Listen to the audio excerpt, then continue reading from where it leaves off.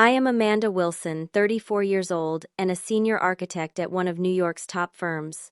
After working myself to the bone for over a decade, I finally bought my dream penthouse in Manhattan last year. Despite my parents always favoring my younger sister Brianna, we maintained a close relationship. I was genuinely excited when she announced her engagement, eager to help with her special day. Little did I know that her wedding would turn into my worst nightmare ending, with my mother slapping me across the face and me plotting a revenge that would change our family forever. If you are watching this, let me know where you are from in the comments, and if you have ever dealt with family betrayal, hit that subscribe button and join me on this journey. I grew up in a modest brick house in a middle-class neighborhood just outside of Boston. Our family of four seemed normal from the outside, but inside our walls, the favoritism was undeniable. My parents, Catherine and Thomas Wilson, always had a special place in their hearts for Brianna, my sister, who is 7 years younger than me. From the time Brianna was born, she became the center of our family universe. While other parents tried to hide their preferences, mine made little effort to conceal theirs. For every piano recital of mine they missed due to work commitments, they would take days off to attend Brianna's school plays. My academic achievements were expected, her average grades celebrated. This pattern continued throughout our childhood and only intensified as we grew older. By the time I graduated high school as valedictorian, I knew I would have to make my own way in life. My parents contributed minimally to my college education, explaining that they needed to save for Brianna's future. I worked 3 jobs while maintaining a full course load at the state university. I served coffee at dawn, tutored other students in the afternoons, and waited tables on weekends. Despite the exhaustion, I graduated with honors with a degree in architecture. Meanwhile, Brianna received a fully funded education at a private university. She changed her major 4 times, took a year off to find herself in Europe, and eventually dropped out altogether. Each time she changed direction, my parents supported her emotionally and financially, calling her journey brave and inspirational.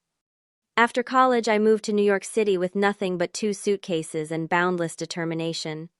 I started at the bottom of Marcus & Associates, a prestigious architectural firm making coffee runs and organizing blueprints. I lived in a tiny studio apartment with a kitchenette barely big enough to fit a microwave. For 5 years, I worked 60-hour weeks, took night classes to earn additional certifications, and saved every penny possible. My hard work eventually paid off. I climbed the ranks from junior assistant to project manager to senior architect. Each promotion came with long nights, canceled vacations, and relentless dedication. By the time I turned 33, I had saved enough for a down payment on my dream home, a stunning 2-bedroom penthouse with floor-to-ceiling windows overlooking Central Park. The day I signed those papers was the proudest moment of my life, a testament to my perseverance and self-reliance.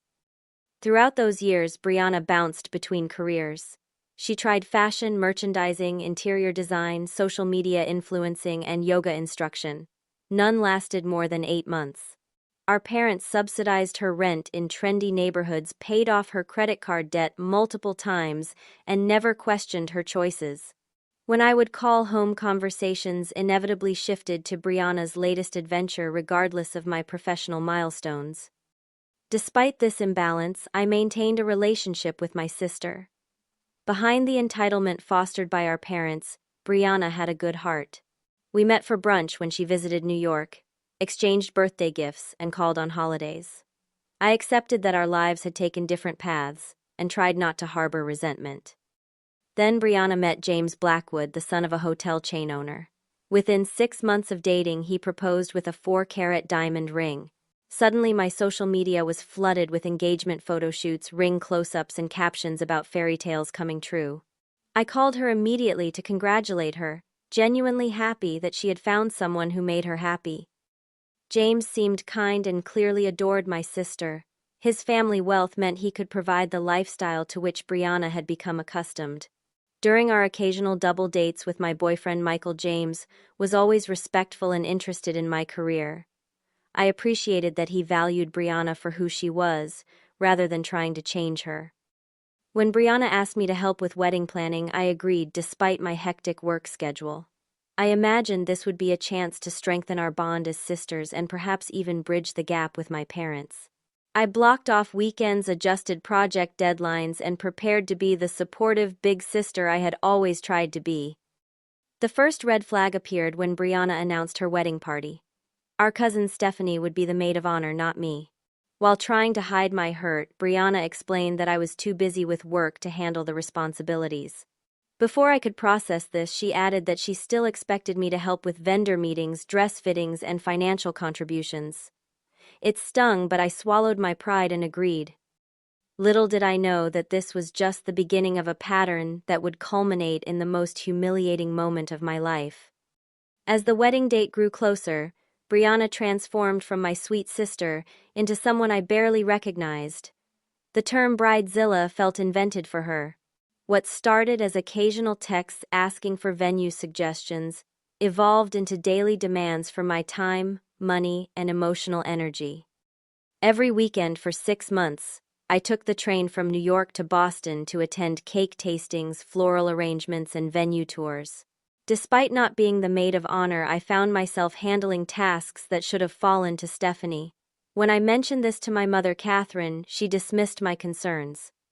Catherine looked at me with that familiar expression of disappointment. "Your sister is under a lot of pressure, Amanda. This is the biggest day of her life. You can manage a few extra responsibilities with your organizational skills." Those organizational skills apparently extended to my checkbook as well. Though never explicitly stated, I was expected to finance significant portions of the wedding. I paid for the bridal shower, the rehearsal dinner, and the wedding day transportation. Each time the request came disguised as temporary assistance. "The venue needs a deposit today, but James's trust fund distribution doesn't come through until next week," Brianna would explain. "Can you cover it? We will pay you back right away." The repayments never materialized. When I gently reminded Brianna about the thousands of dollars I had fronted, she looked genuinely confused. "But you make so much money at your job," she said, as if my financial success obligated me to subsidize her choices. "Besides, Mom and Dad have already contributed so much. It is only fair that you help too." The inequity was glaring. Our parents had liquidated some investments to pay for the ceremony and reception, which were growing increasingly extravagant. Brianna had selected the grand ballroom at the Fairmont Copley Plaza, a venue that typically booked 2 years in advance, but had mysteriously become available for her summer wedding. The flowers were being flown in from 3 different countries. The guest list had ballooned to 300 people, many of whom were business associates of James's family rather than actual friends. Through it all, I maintained my composure. My boyfriend Michael noticed the toll it was taking. After a particularly draining weekend of wedding preparations, I returned to New York exhausted and frustrated. Michael listened as I vented about the latest demands while he made us dinner in my penthouse kitchen. "Amanda, you know this isn't normal, right?" he said, sliding a glass of wine across the counter to me. "Your family treats you like an ATM with legs." I laughed at his description, but the truth in his words stung. "They are still my family," I replied weakly. Michael looked at me with concern in his eyes. "Family doesn't treat family this way. You deserve better." His words stayed with me, especially after the bridal shower incident. The event was held at an upscale restaurant with 30 guests in attendance. During the gift opening, I presented Brianna with a crystal vase from Tiffany that had cost nearly $1,000. She thanked me quickly before moving on to the next gift, a kitchen mixer from our aunt. Later, as guests mingled over champagne, I overheard my mother talking to her friend Susan. "Amanda bought that vase instead of the espresso machine on the registry," she said with a sigh. "Always has to do things her way. At least she contributed something, I suppose, with how busy she keeps herself with work." The comment cut deep. My professional success, achieved through years of sacrifice and determination, was consistently framed as a character flaw rather than an accomplishment. According to my family's narrative, my career focus made me selfish, unavailable, and difficult. As the shower continued, Brianna and James began discussing their housing situation.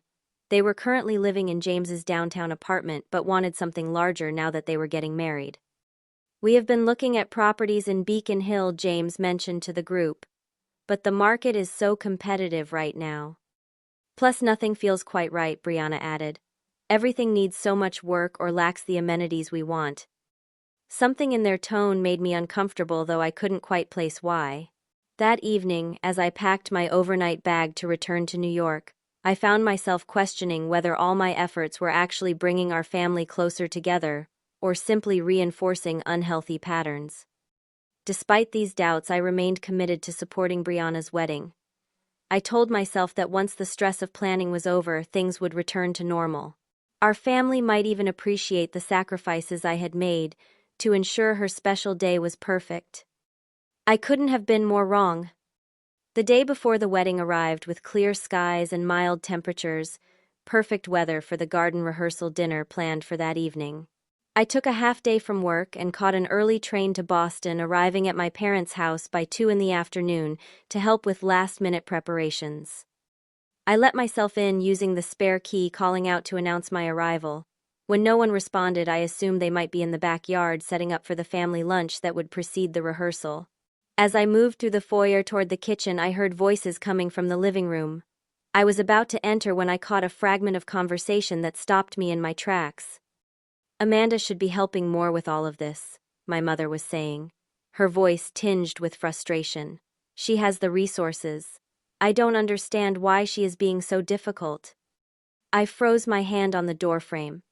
Through the crack between the door and jamb, I could see my parents seated on the sofa. Across from them sat Brianna and James, looking uncharacteristically serious. "Have you asked her directly?" James inquired. "Sometimes these things just need to be addressed head-on." My father nodded. "We were thinking after the wedding would be the right time, once everything has settled down." "Ask me what directly?" I wondered, my curiosity overcoming my initial hurt at my mother's comment. "I just worry about the timing," Brianna sighed. "The housing market is so competitive right now. If we wait too long, we might lose our chance at finding something suitable." "Well, speak of the devil," my mother said as she spotted me in the doorway. "Amanda, come join us. We were just talking about the wedding." I entered the room with a forced smile, pretending I hadn't overheard anything. "Sorry I am late. The train had some delays leaving New York."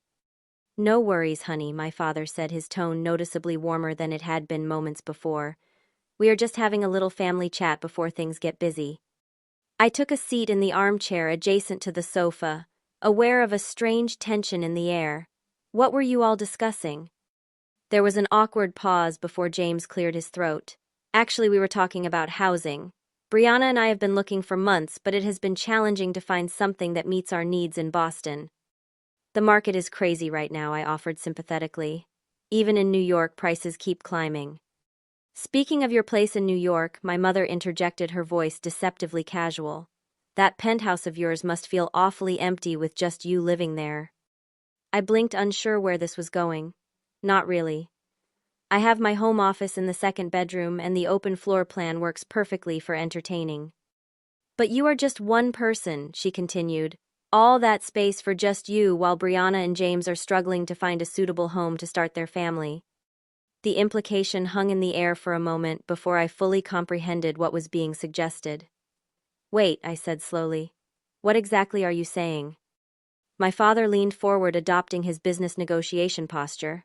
"Amanda, we have been thinking. Your sister is getting married, starting a new chapter in life. They need a stable home, something spacious, and in a good location. Your penthouse would be perfect for them." My mother finished as if this were the most reasonable suggestion in the world. "You could easily find another place, something smaller, more appropriate for a single professional." I stared at them, waiting for someone to laugh and reveal this was all an elaborate joke. No one did. "You want me to give Brianna and James my penthouse?" I finally managed to ask. "The home I worked for 10 years to afford, the property I am still paying a mortgage on." "We know it is a big ask," James said, looking at least somewhat uncomfortable, "but we would make it worth your while. My family has connections with real estate developers. We could help you find something else." "Something else," I repeated numbly. "You want me to give up my home that I bought with my own money so that you two can have it, and in exchange, you will help me find something else. Something smaller and more appropriate for me."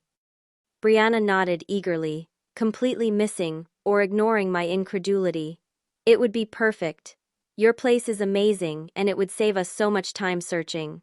Plus, you are always working anyway. You barely use all that space. I felt as though I had stepped into an alternate reality where my family's entitlement had reached new, unfathomable heights. Let me get this straight, I said, struggling to keep my voice steady.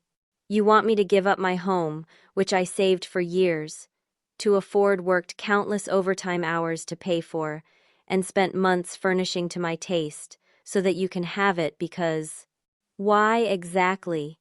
Because Brianna is getting married, and I am single. Don't be so dramatic, Amanda, my mother sighed. We are talking about family here. Family supports each other. You make enough money to buy another place. Brianna and James need to start their lives together somewhere nice. And what about my life? I asked, my voice rising despite my efforts to stay calm. What about everything I have worked for? It is just a property, my father said dismissively. Your career is your priority anyway. Your sister is starting a family. That takes precedence. The casual way they devalued everything I had worked for left me speechless. In their eyes, my achievements, my sacrifices, my very life choices were somehow less valid than Brianna's because she was getting married. Absolutely not, I said firmly, standing up from my chair. I am not giving up my home. Not now, not after the wedding, not ever. I cannot believe you would even ask me this. The shock on their faces would have been comical if the situation weren't so hurtful. They had genuinely expected me to agree to sacrifice my home on the altar of Brianna's happiness as I had sacrificed so many other things throughout our lives. Amanda, my mother, began, her tone shifting to one of disappointment. Don't be selfish. This isn't like you. Selfish, I repeated, a lifetime of suppressed resentment bubbling to the surface. I have paid for half this wedding. I have taken time off work to help with every detail. I have supported Brianna through every career change, every relationship, every crisis. And now I am selfish because I won't give her my home. Brianna's eyes filled with tears, her go-to response whenever she didn't get her way. I thought you would be happy to help us. You always said you wanted me to be happy. I do want you to be happy, I replied, my voice breaking. But not at the expense of everything I have worked for. There are limits, Brianna. We are very disappointed in you, Amanda, my father said coldly. Very disappointed indeed. Those words, which once would have devastated me now, only fueled my anger. Well, I am disappointed too. I am disappointed that after everything I have done, you still see me as nothing more than a resource to be exploited for Brianna's benefit. I grabbed my purse and headed for the door, tears threatening to spill over. Behind me, I could hear my mother calling my name, but I didn't look back. As I climbed into my rental car, my hands were shaking so badly I could barely insert the key into the ignition. For the first time in my life, I seriously considered not attending my sister's wedding.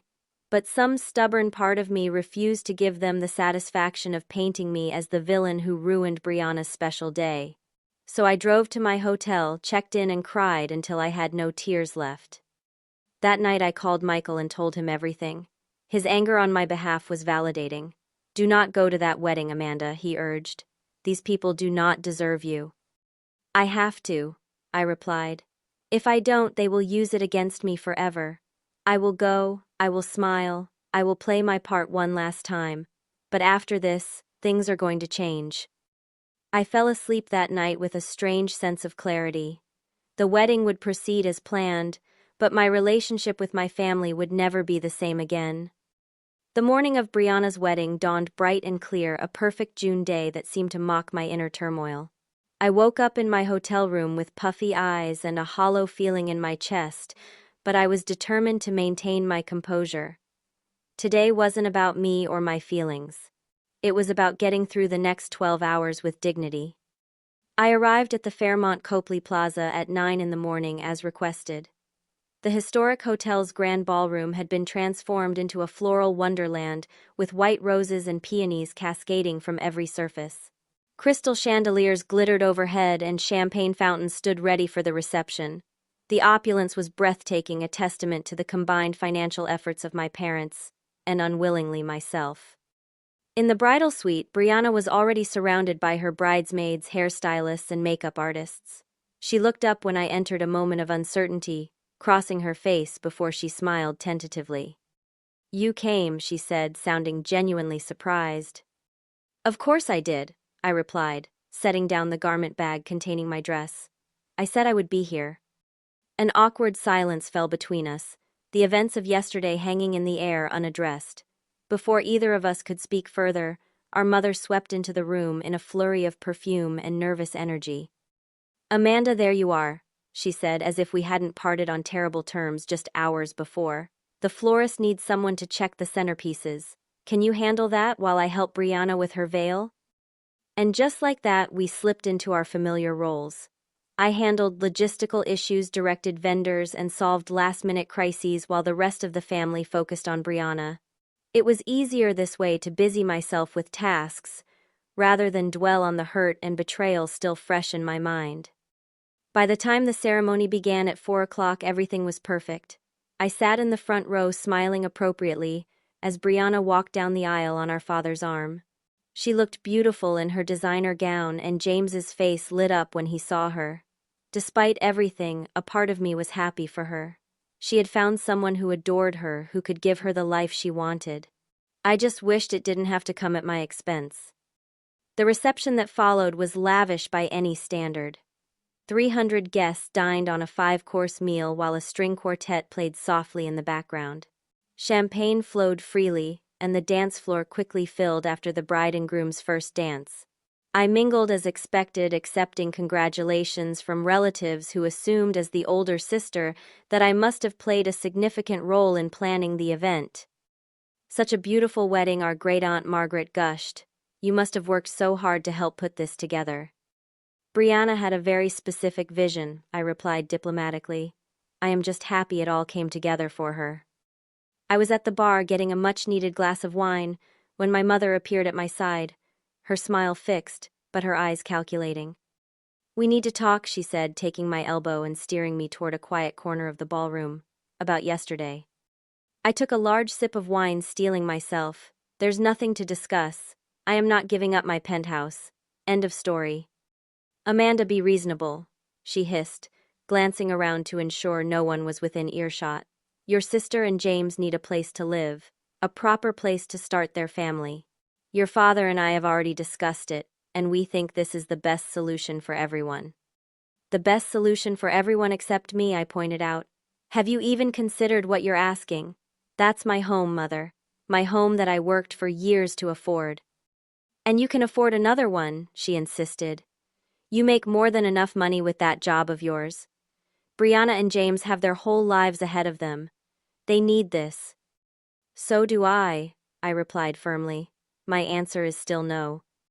As we argued, I noticed several guests nearby, beginning to take notice of our heated discussion. My mother noticed too and lowered her voice, though her eyes flashed with growing anger. "I don't understand why you're being so difficult about this," she said. "After everything your father and I have done for you." I nearly choked on my wine. "Done for me? What exactly have you done for me, Mother? I put myself through college. I built my career from nothing. I bought my own home. What have you ever done except favor Brianna at every turn?" Her face flushed red. "How dare you speak to me like that? We raised you. We supported you." "No," I said, years of pent-up resentment finally breaking free. "You raised Brianna. I was just the responsible one who never needed anything because I learned early on not to expect it." By now, a small circle of space had formed around us as guests pretended not to eavesdrop while doing exactly that. I knew I should walk away, that this was neither the time nor the place for this confrontation, but years of silence had finally reached their breaking point. "Amanda Jean Wilson," my mother said, using my full name as she had when I was a child in trouble. "You will not ruin your sister's wedding day with your selfishness. Now, we can discuss the details of the penthouse situation tomorrow, but I expect you to—" "There is nothing to discuss," I interrupted. "I'm not giving Brianna my home. Not tomorrow, not ever. And the fact that you would even ask shows just how little you respect me or anything I've accomplished." What happened next seemed to unfold in slow motion. My mother's face contorted with rage, her carefully applied makeup doing nothing to mask her fury. Before I could react, her hand flew up and connected with my cheek in a slap that echoed through the now silent corner of the ballroom. The physical pain was nothing compared to the shock and humiliation that washed over me. I stood frozen, my hand rising to my stinging cheek as dozens of wedding guests stared in horrified silence. "Don't be selfish," my mother hissed loud enough for everyone nearby to hear. "Family comes first, Amanda. You've always been too self-centered to understand that." Through my shock, I registered Brianna rushing over her white gown, swishing as she moved. For a moment, I thought she was coming to my defense. Instead, she took our mother's arm. "Mom, please," she said, not even looking at me. "You're making a scene. This is my wedding day." "Not, are you okay, Amanda? Not, Mom, how could you? But you're making a scene." Even now, in this horrible moment, Brianna's only concern was for herself. I looked around at the stunned faces of the guests, at my father, who stood nearby, making no move to intervene, at James, who at least had the decency to look uncomfortable. Something inside me broke and reformed in that moment, a clarity cutting through years of manipulation and guilt.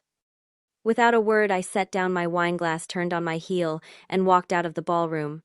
Behind me, I could hear murmurs beginning to rise, the unmistakable sound of gossip being born. Let them talk. I was done caring what any of them thought. In the hotel lobby, I ran into Michael, who had just arrived, planning to join me for the reception portion of the evening as my +1. "Amanda, what's wrong?" he asked immediately, noticing my red cheek and tearful eyes. "We're leaving," I said, my voice surprisingly steady. "Now." In the car, as Michael drove us back to my hotel, I finally let the tears fall. Between sobs, I told him everything: the slap, the humiliation, the years of being treated as less than my sister. "I'm so sorry," he said, reaching across to squeeze my hand. "What they did is unforgivable." I wiped my eyes, a strange calm beginning to replace my hurt. You know what the worst part is? They'll never understand what they did wrong. In their minds, I'm the villain in this story. The selfish older sister who wouldn't sacrifice for the family. "So what are you going to do?" Michael asked as we pulled up to the hotel. I stared out at the Boston skyline, my hometown that had never truly felt like home. "I'm going to stop playing by their rules," I said finally. "It's time they learned they can't treat me this way anymore. It's time for consequences." That night, as I lay in bed unable to sleep, I began to formulate a plan. Not for revenge in the petty sense, but for justice. For boundaries that could never again be crossed. For the first time in my life, I would put myself first, and my family would learn exactly what that meant. The week following the wedding was eerily quiet at first. I returned to New York on Sunday, took a personal day on Monday, and tried to process the emotional tornado I had just experienced. By Tuesday, however, my phone began lighting up with messages from my family. From my mother: "Your behavior was unacceptable. You owe us all an apology." From my father: "Call your mother. She's upset about what happened." From Brianna: "I can't believe you would cause such drama at my wedding. Everyone was talking about it instead of focusing on me and James." Not a single message acknowledged the slap or the unreasonable demand that had precipitated it. In their revised version of events, I was the antagonist who had disrupted an otherwise perfect day with my selfishness. I didn't respond to any of them. Instead, I made an appointment with Dr. Rachel Winters, a therapist I had seen briefly after a particularly stressful project at work the previous year. "What you're describing is a classic family dynamic," Dr. Winters said after I recounted the wedding disaster. "The golden child versus the scapegoat. Your sister has been positioned as the golden child who can do no wrong, while you've been cast as the scapegoat, expected to sacrifice and support without recognition." But why, I asked the question that had haunted me for years. What did I do to deserve this role? "Nothing," she replied firmly. "Often these dynamics are established early and become self-perpetuating. The more responsible and self-sufficient you became, the more your parents could focus their attention and resources on your sister. Your success became almost inconvenient to the family narrative." Her words struck a chord. My achievements had never fit neatly into my family's story, where Brianna was the star and I was at best a supporting character. "So what do I do now?" I asked. "Cut them off completely?" Dr. Winters leaned back in her chair. "That's entirely up to you. Some people find that establishing firm boundaries is sufficient. Others determine that distance is necessary for their well-being. The important thing is that you make this decision based on what's healthiest for you, not out of anger or a desire for retribution. I left the session with a clearer understanding of my family dynamics, but still unsure of my next steps. The next day, I met my friend Danielle for lunch. As a corporate attorney, she had a pragmatic perspective I valued. "They wanted your penthouse," she repeated incredulously, after I told her the story. "The one you're still paying a mortgage on. What planet are these people living on?" "Planet Brianna," I said wryly, "where everything revolves around her needs and wants." Danielle shook her head. "There's something not adding up here, Amanda. Your sister is marrying into a wealthy family. Why would they be so desperate for your place specifically?" Her question sparked my curiosity. That evening, I began researching James's family, the Blackwoods. While they did own a small chain of boutique hotels, recent news articles suggested they were facing financial difficulties. Several properties had been sold in the past year, and there were rumors of overextension and mismanagement. Further digging revealed that James himself wasn't as financially secure as he appeared. His position at his father's company was largely ceremonial, and his salary was modest compared to the lifestyle he maintained. Social media showed expensive vacations, designer clothes, and lavish gifts to Brianna, all inconsistent with his actual income. Next, I looked into my parents' finances, something I'd never thought to do before. My father's retirement account statements had occasionally been mailed to my address by mistake, as we shared the same name. I had always forwarded them unopened, respecting his privacy. Now I searched my email for the digital copies of those forwarded statements. What I found was alarming. My parents had withdrawn substantial sums from their retirement accounts over the past few years, incurring hefty penalties in the process. The pattern of withdrawals corresponded with major events in Brianna's life: a down payment on her condo, the startup costs for her failed yoga studio, and most recently her wedding. The picture becoming clearer, I reached out to a college friend who now worked in the mortgage industry. Without mentioning names, I described Brianna and James's financial situation as I understood it, and asked how likely they were to qualify for a mortgage on a property similar to my penthouse. "Not a chance," was his blunt assessment. With that debt-to-income ratio and his unstable employment history, no bank would touch them, especially in the current market. Everything suddenly made sense. My family wasn't just being entitled and inconsiderate, they were desperate. Brianna and James had created an illusion of wealth and success that they couldn't sustain. My parents had jeopardized their retirement to maintain this facade, and now they all saw my penthouse as the solution to their problems. Armed with this knowledge, I contacted a financial advisor recommended by Danielle. Patricia Bennett was a no-nonsense woman in her 50s who specialized in helping clients protect their assets. "Based on what you've told me," Patricia said during our consultation, "your family has demonstrated a pattern of financial exploitation. If you want to protect yourself going forward, we need to create clear legal and financial boundaries." Together, we developed a comprehensive plan. First, I would create a detailed record of all the money I had contributed to Brianna's wedding and other expenses over the years. Next, I would consult with an attorney about establishing legal protections for my assets. Finally, I would prepare a formal statement of boundaries to present to my family. The next week, I met with Robert Michaels, an attorney specializing in family law. He listened carefully to my situation, occasionally making notes. "Unfortunately, what you're describing is not uncommon," he said when I finished. "Family financial exploitation often goes unaddressed because of emotional entanglements. But there are steps we can take to protect you." Robert recommended creating a trust for my major assets, including my penthouse. While I would maintain control and enjoyment of the property, the trust would include specific provisions that would make it nearly impossible for family members to claim any entitlement to it. Additionally, he advised I suggest drafting a formal cease and desist letter regarding financial requests. While not legally binding in the traditional sense, it establishes a clear record of your boundaries should any issues arise in the future. As these legal protections took shape, I also worked on reorganizing my finances.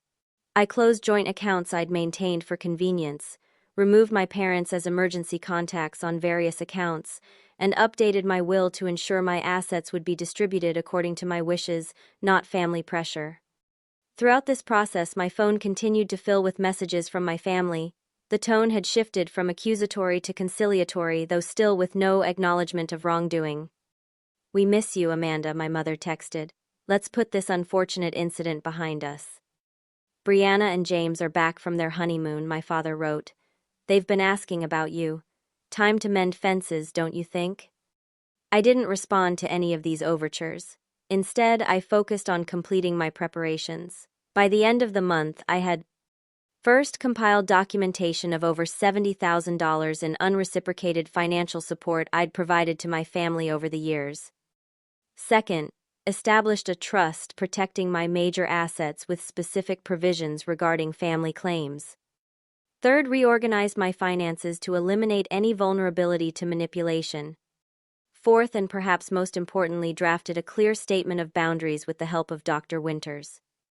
The final piece fell into place when my research into the Blackwood family finances yielded an interesting discovery.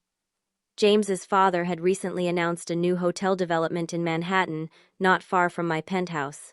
Public records showed they were struggling to secure adequate financing, which explained their sudden interest in my property and its prime location. With all the pieces in place, I was ready to confront my family. Not in anger or for petty revenge, but with clarity and firm boundaries that would forever change our relationship. Michael, who had supported me throughout this process, expressed concern about potential fallout.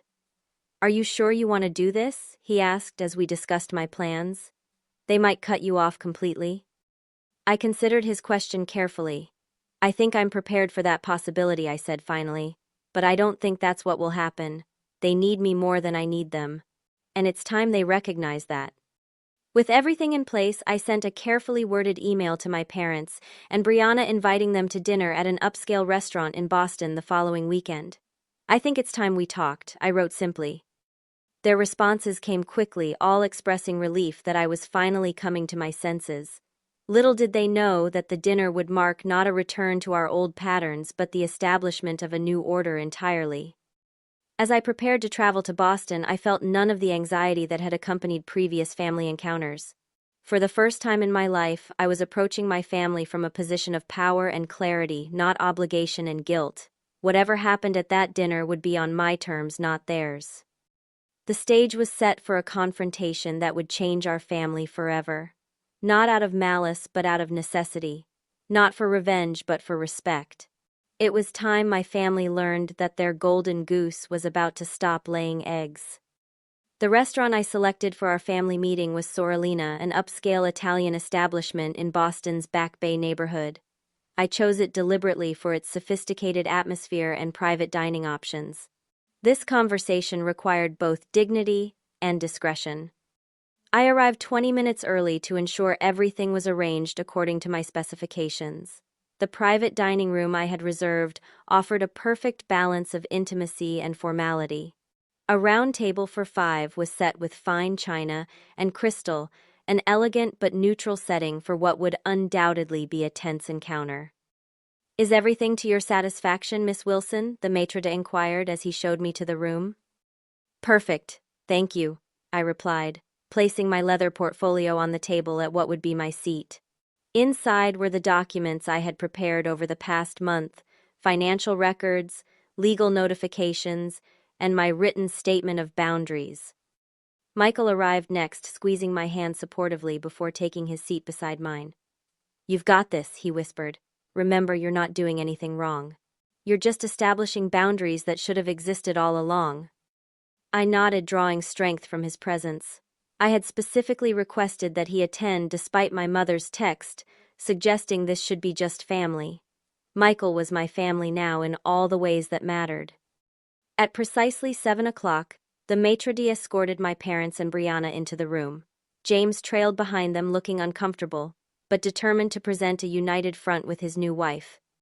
"Amanda, darling," my mother exclaimed, with forced brightness, leaning in to kiss my cheek as if she hadn't slapped it just weeks before. "It's so good to see you. We've been worried." "Hello, Mother," I replied coolly, accepting the kiss without returning it. Please everyone have a seat. As they settled around the table, I noted their appearances. My mother wore an expensive new dress I'd never seen before. My father sported a Rolex that looked suspiciously new, and Brianna's diamond earrings caught the light with every movement of her head. The trappings of wealth remained a priority, even as their financial foundation crumbled beneath them. I took the liberty of ordering wine, I said, gesturing to the server who began pouring a vintage Barolo into the crystal glasses. I thought we could use it for this conversation. Always the efficient one, my father chuckled, attempting joviality. Though I must say this all seems rather formal for a family dinner. I waited until everyone had been served wine and the server had left before responding. This isn't just a family dinner, I said evenly. This is a meeting to discuss the future of our relationship. The table fell silent. My mother took a large sip of her wine while Brianna glanced nervously at James. Amanda, my mother began hesitantly, if this is about what happened at the wedding, we're prepared to put that behind us. Emotions were running high, things were said, actions were taken that perhaps shouldn't have been. You mean when you slapped me across the face in front of 300 people because I wouldn't give Brianna my home? I asked, my voice level but pointed. My mother flushed. That was unfortunate. But you have to understand you were being very difficult at a very stressful time. I think we should focus on moving forward, my father interjected smoothly. Family disagreements happen. The important thing is that we're all here now, ready to work things out. I took a sip of my wine, savoring the moment. Yes, let's talk about moving forward. But first, I think we need to acknowledge how we got here. Opening my portfolio, I removed the first document, a detailed spreadsheet of every financial contribution I had made to Brianna and my parents over the past decade. I slid it to the center of the table. Over the past 10 years, I have provided $73,422 in unreciprocated financial support to this family, I stated calmly. This includes wedding expenses, bailouts for Brianna's failed business ventures, and various emergency loans that were never repaid. My father picked up the spreadsheet, his expression darkening as he scanned the figures. You've been keeping a ledger of everything you've given us. That's rather cold, Amanda. Not until recently, I replied. But when you demanded that I give up my home, I became curious about the pattern of financial expectations in this family. So I went back through my records. Next, I removed a folder containing printouts of my research into the Blackwood family finances. I also became curious about why a family supposedly as wealthy as the Blackwoods would need my penthouse. The answer was illuminating. James stiffened visibly. What exactly are you implying? I'm not implying anything, James. I'm stating facts. Your family's hotel chain is over-leveraged. The new development in Manhattan is struggling to secure financing. And you personally are carrying significant debt that makes it virtually impossible for you to qualify for a mortgage on a property like mine. Brianna's face crumpled. How dare you investigate my husband's family? That's invasive and cruel. Is it? I countered. More invasive than demanding I surrender my home. More cruel than having our mother slap me in public when I refused. I turned to my parents. And then there's your financial situation. The withdrawals from retirement accounts, the new credit cards, the second mortgage on the house. All to maintain appearances and support Brianna's lifestyle. My mother's hand trembled as she set down her wine glass. Where are you getting this information? This is private family business. Most of it is public record, I replied. The rest became my business when you tried to solve your financial problems by taking my property. The server returned to take our dinner orders, creating a brief respite from the tension. No one had much appetite, but we all ordered nonetheless, maintaining the pretense of a normal family dinner. Once we were alone again, I continued. I've spent the past month consulting with financial advisors and attorneys. I've made some decisions about our relationship going forward. From my portfolio, I extracted the legal documents prepared by Robert. First, I've established a trust for my major assets, including my penthouse. This trust includes specific provisions regarding family claims.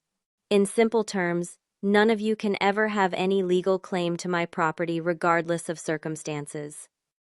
You got a lawyer involved, my father asked incredulously. Against your own family? To protect myself from my own family, I corrected. And yes, I've also prepared a formal cease and desist regarding financial requests. From this point forward, I will not provide financial support of any kind to any of you. Brianna, who had been silently fuming, finally erupted. So that's your revenge, cutting us off financially when you know we need help, when you have more than enough to share. I looked at my sister, seeing clearly for the first time the entitled woman she had become. This isn't revenge, Brianna. It's boundaries. And yes, I do have enough for myself. I worked for it. I sacrificed for it. I earned it. None of which obligates me to give it to you. We're your family, my mother insisted, tears forming in her eyes. Family helps family. Funny how that principle only seems to flow in one direction, I observed. But I'm not heartless. I do have something to offer you. I removed the final item from my portfolio, a gift certificate for 6 sessions with a respected financial advisor. This is Patricia Bennett's contact information. She specializes in debt management and financial recovery. I've prepaid for 6 sessions. She can help you develop a sustainable financial plan that doesn't rely on exploiting me. The silence that followed was deafening. My mother stared at the gift certificate as if it were a snake about to strike. My father's face had turned an alarming shade of red. Brianna looked as though she might throw her wine in my face. It was James who broke the silence. We're in trouble, he admitted, quietly ignoring Brianna's gasp of betrayal. The wedding put us over the edge. My family's business isn't what it used to be. We've been keeping up appearances, but the reality is, we're drowning in debt. James, Brianna hissed. You can't just tell her that. Why not, he asked tiredly. She already knows, and I'm tired of pretending. My father sighed heavily. It's true. We've overextended ourselves trying to give Brianna the wedding she deserved, the life she deserves. We hoped you might help Amanda. You've always been the responsible one, the successful one. And that success made me a target, I said. My hard work became a resource for you to exploit, rather than an achievement to celebrate. The server returned with our meals, but no one made a move to eat. The pretense of a normal dinner had evaporated entirely. So what happens now? My mother asked, her voice small. You just cut us off, abandon your family when we need you most. I'm not abandoning anyone, I replied firmly. I'm establishing boundaries. You are all adults capable of solving your own problems. I'm offering you the tools to do so with the financial advisor. What you choose to do with that offer is up to you. And if we don't accept your terms, my father challenged. If we need more than just advice. I met his gaze steadily. Then you'll need to find it elsewhere. My decision is final. Brianna, who had been quietly seething, suddenly burst into tears. This isn't fair, we're supposed to be a family. Families help each other. Yes, they do, I agreed. But not by demanding sacrifice from one member to support the poor choices of another. That's not family. That's parasitism. My blunt assessment hung in the air, harsh but undeniably accurate. Around us, diners at nearby tables were beginning to take notice of our tense conversation, despite the relative privacy of our location. Lower your voice, Brianna, my mother urged, always conscious of appearances. People are staring. That concern for how things looked, rather than how they actually were, struck me as the perfect encapsulation of our family dynamic. Image over substance, appearance over reality. I think we're done here, I said, closing my portfolio and signaling for the check. I've said what I needed to say and provided the information you need to move forward. So that's it, my father asked incredulously. Years of family relationship reduced to a business transaction. You're the ones who treated our relationship as transactional, I pointed out. I'm just making the terms explicit. As the waiter brought the check, I handed over my credit card without hesitation. This meal is on me. Consider it a parting gift. I stood, Michael rising beside me. I wish you all well, genuinely.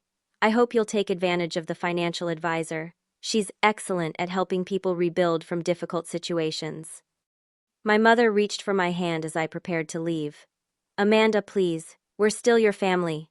Don't do this. I looked down at her, seeing not the intimidating figure of my childhood, but a woman who had made poor choices and was now facing the consequences. I'm not doing anything to you. I'm simply stopping what was being done to me. There's a difference. With that, Michael and I walked out of the restaurant, leaving my stunned family sitting around a table of untouched food. As we stepped into the cool evening air, I felt an overwhelming sense of relief wash over me.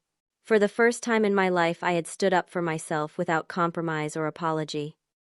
Are you okay? Michael asked as we walked to our car. I considered the question carefully. Not entirely, I admitted, but I will be. For the first time in a long time, I think I actually will be. That night, back in my hotel room, I slept more peacefully than I had in weeks. The confrontation had been difficult, even painful, but necessary.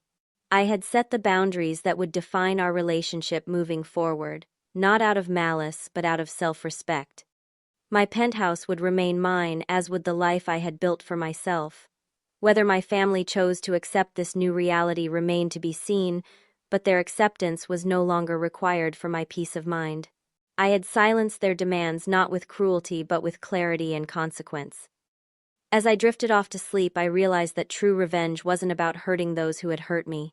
It was about reclaiming my power and refusing to be victimized any longer. It was about saying no and meaning it, consequences be damned. It was in the end about freedom. 3 months passed before I heard from any member of my family. Those months were both challenging and liberating as I adjusted to my new reality. The absence of constant demands and guilt trips created a strange vacuum in my life, one that I gradually filled with healthier relationships and pursuits. My first priority was continuing my work with Dr. Winters. Our weekly sessions helped me process the complex emotions surrounding my family confrontation, the lingering guilt, the unexpected grief, and the empowering sense of liberation. What you're experiencing is very normal, she assured me during one particularly difficult session. Even when relationships are unhealthy, ending or changing them significantly still involves a grieving process. I found unexpected solace in a support group for adult children of manipulative parents. Hearing others share stories that mirrored my own experiences was validating in a way individual therapy couldn't quite achieve. These strangers understood the unique pain of having your achievements weaponized against you, of being valued for what you could provide rather than who you were. My mother used to introduce me as her ATM at family gatherings, shared one woman in the group. She thought it was funny. I thought it was normal until I was 30. My parents remortgaged their house for my brother's third failed business venture, another member recounted. Then, got angry when I wouldn't do the same with my condo. Hearing these stories helped me understand that my experience wasn't unique or my fault. The pattern of golden child versus scapegoat played out in countless families, with variations but recognizable themes. Meanwhile, my relationship with Michael deepened. Having witnessed my stand against my family, he understood me in ways no previous partner ever had. Our conversations became more authentic, our connection stronger. He had seen me at my most vulnerable and most powerful, and had supported me through both. I'm proud of you, he told me one evening, as we sat on my penthouse balcony watching the sunset over Central Park. What you did took incredible courage. Sometimes I still wonder if I did the right thing, I admitted. If there was another way. They gave you no choice, he reminded me gently. You tried reasoning with them. You tried compromise. They wouldn't accept anything less than complete capitulation. He was right, of course. I had spent years accommodating their demands, making sacrifices, and receiving nothing in return. The confrontation hadn't been my first choice, but my last resort. Professionally, I threw myself into my work with renewed focus and creativity. Freed from the constant emotional drain of my family's demands, I found I had more energy for innovative projects and leadership opportunities. 6 weeks after the confrontation, I was offered a partnership at my architectural firm, a career milestone I had been working toward for years. The night I received the news, I realized I had no one to call from my family to share it with. That realization stung, but less than it once would have. Instead, I celebrated with Michael, my colleagues, and the genuine friends who had supported me throughout my journey. As for my family, I learned through mutual acquaintances that they had taken different paths in the aftermath of our confrontation. My parents, facing financial reality for perhaps the first time, had downsized from their large suburban home to a more modest condominium. My father had postponed his retirement plans and taken on consulting work to supplement their income. Brianna and James had abandoned their search for luxury housing and instead moved into a reasonably priced apartment in a less fashionable neighborhood. According to gossip from family friends, Brianna had taken a job as an administrative assistant at a law firm, her first steady employment in years. Most surprisingly, I learned that all four of them had actually started seeing Patricia Bennett, the financial advisor I had recommended. This unexpected development gave me hope that perhaps some genuine change might be possible. The first direct contact came in the form of an email from Brianna, 3 months and 2 days after our confrontation at Soralina. "Amanda," she wrote, "I've been trying to figure out what to say to you for months. Nothing seems adequate. James and I have been working with the financial advisor you recommended. It's been eye-opening and honestly pretty humiliating to realize how irresponsible we've been. I don't expect you to forgive me right away, but I want you to know I'm starting to understand why you did what you did. When you're ready, I'd like to talk. On your terms." I read the email several times, searching for the manipulative undertones I had grown accustomed to detecting in communications from my family.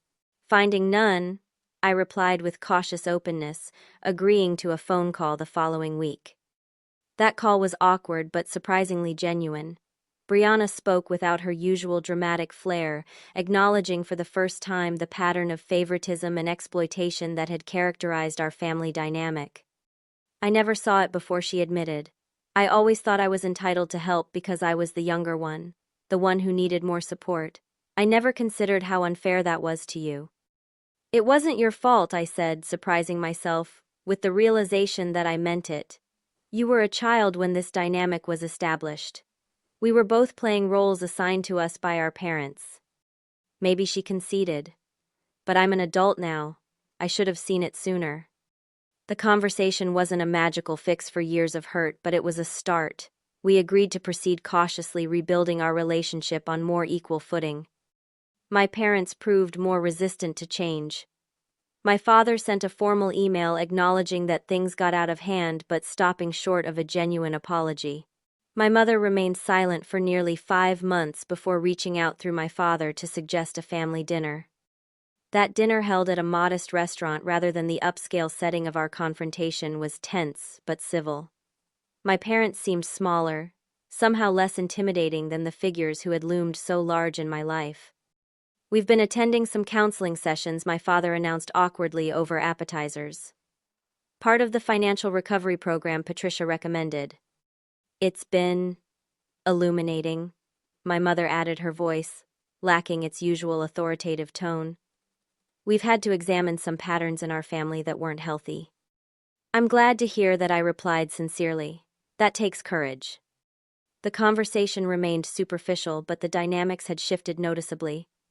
My parents addressed me with a new respect, asking about my work with genuine interest rather than dismissive commentary. When the check came, my father reached for it without hesitation. "Please," he said when I offered to split it. "This is on us." It was a small gesture but symbolically significant. For perhaps the first time in our adult relationship, they were giving rather than taking. As the months passed, our family began the slow, imperfect process of rebuilding. There were setbacks and old patterns occasionally resurfaced, but each time I enforced my boundaries calmly and consistently. Gradually, a new family dynamic emerged, one based on mutual respect rather than exploitation. Brianna and I developed a more authentic, sisterly relationship, meeting monthly for brunch and talking openly about our shared past and separate futures. She had found unexpected satisfaction in her steady job and more modest lifestyle. "I actually sleep better at night," she confessed during one of our brunches, "not worrying about keeping up appearances or how we'll pay next month's credit card bill." My parents adjusted more slowly, but made genuine progress. My mother's tendency to criticize my choices diminished, replaced by tentative questions about my life and work. My father, stripped of his patriarchal authority, revealed a dry sense of humor I had never appreciated before. 1 year after the wedding that had catalyzed everything, we gathered for a small dinner at my penthouse. As we sat around my dining table, I looked at these familiar faces now arranged in a new configuration of relationship and understanding. "I'd like to propose a toast," I said, raising my glass. "To growth and second chances." "And to boundaries," Michael added with a knowing smile, squeezing my hand under the table. "To boundaries," my family echoed the word, no longer a threat, but a foundation for healthier connection. Later, after they had left and Michael and I were cleaning up, he asked me a question that gave me pause. "Do you ever regret it, standing up to them the way you did?" I considered the question carefully. "No," I said finally. "I regret that it was necessary. I regret the years I spent trying to earn their approval through sacrifice. But I don't regret finding my voice and using it. The journey had been painful but necessary. I had learned that true family supports each other's growth rather than exploiting each other's vulnerabilities. I had discovered that setting boundaries isn't selfish but essential for genuine relationship. Most importantly, I had found that standing up for myself didn't mean losing my family but redefining what family meant on healthier terms. For anyone watching who might be struggling with similar family dynamics, remember that you deserve respect. Setting boundaries isn't selfish. It's necessary for your well-being and for creating authentic relationships. Have you ever had to establish boundaries with loved ones? Share your experience in the comments below. And if this story resonated with you, please like, subscribe, and share it with someone who might need to hear it. Thank you for listening to my journey. And remember, sometimes the most loving thing you can do, both for yourself and others, is to say no.